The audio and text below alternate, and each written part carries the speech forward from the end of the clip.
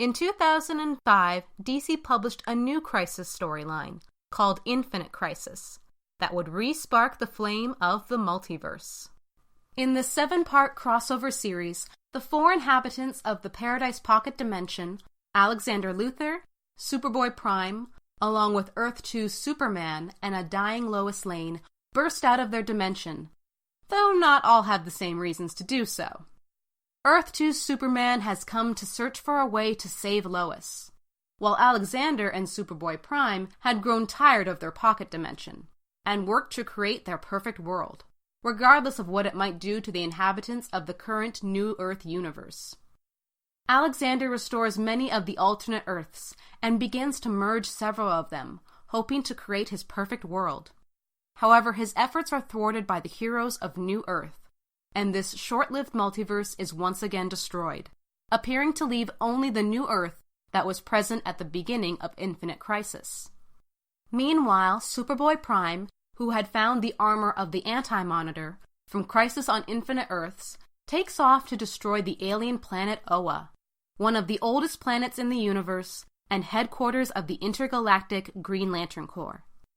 With the destruction of Oa, he plans to collapse the universe and recreate it using the Anti-Monitor's armor, with him as the only superhero. Some people just gotta be the center of attention. However, he is given a thorough beatdown and is systematically captured by the 2 Supermans of Earth 2 and New Earth. The destruction of the universe is once again avoided, and though we got a glimpse of a possible multiverse, we are still only dealing with the one Earth/universe. Or are we? A year-long weekly series following Infinite Crisis, simply called 52, which ran from 2006 to 2007, included a secret message from one of the writers, Dan DiDio, in his DC Nation column in the back of the Week 37 issue. The message spelled out by using the first letter of every third word read as this: "The secret of 52 is that the multiverse still exists." However, we would later learn that this was not the multiverse of infinite parallel worlds we were familiar with. First off, this new multiverse consisted of only 52 alternate universes/Earths. Secondly, the Earths we would eventually see were not identical to the Earths 1 and 2 that we remember from the Silver and Bronze Ages. But while this series confirmed there was a multiverse, it would be a couple years later, in 2008, before we would be reintroduced to it during another Crisis event, Final Crisis. What starts off as an investigation into the murder of one of the new gods soon devolves into an all-out war against the invasion of the armies of Darkseid, who have used the anti-life equation to take over the people of New Earth. However, at the same time, a bigger fight is taking place, as Superman is forced to use the solar energy in his cells to power a device called the Miracle Machine, in order to handle an even larger foe, Mandrak, the Dark Monitor. The machine, in response to Superman's wish for a happy ending, along with the help of many other heroes, makes an army of supermen from across the multiverse appear to take on Mandrak. This army, along with the Green Lantern Corps and several other groups, lay an epic smackdown on the Dark Monitor and save their universe, though at the cost of some of their close friends. But I won't just spoil who just here.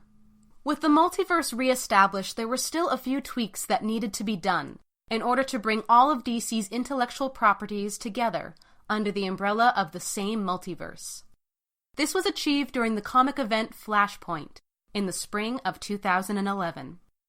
In this story, the Barry Allen version of the Flash finds himself in an alternate timeline, where he is not the Flash, though he has memories of the original timeline we are now familiar with. Too bad he seems to be the only one. This timeline is much bleaker than the world he knew, as a war between the armies of Aquaman and Wonder Woman threatens to destroy the planet. Barry must find a way to restore his powers and undo what has happened. After a couple failed attempts, Barry regains his powers, and on the brink of the planet's destruction, discovers it was his own actions that brought about this alternate present. Missing his mother, Barry had traveled back in time and stopped her murder, thus altering the timeline.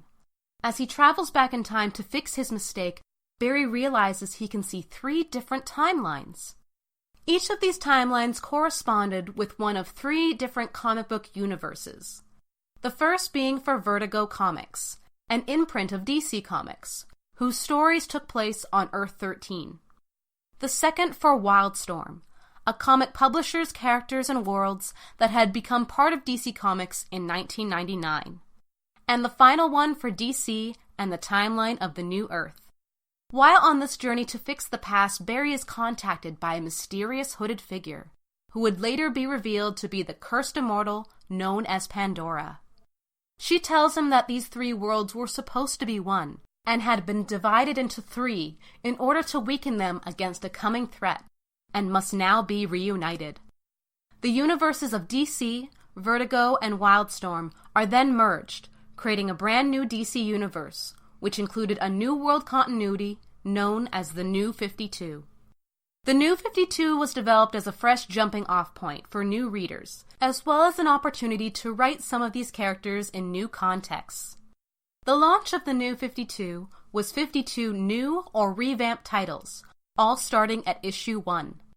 These titles obviously included fan favorites such as Batman, Superman, the Justice League, Wonder Woman, etc., but also included new titles brought in from the Wildstorm and Vertigo licenses, such as Midnighter, Stormwatch, Animal Man, and Constantine. All of these 52 titles took place on the same Earth, known as Earth Zero. But the truth is that Earth Zero is the new Earth we had already seen after Infinite Crisis, but was just tweaked by the changes caused during Flashpoint. Now all this destruction, recreation, and editing of the multiverse has probably left you super confused. What do all these changes mean? And what exactly does this new multiverse look like?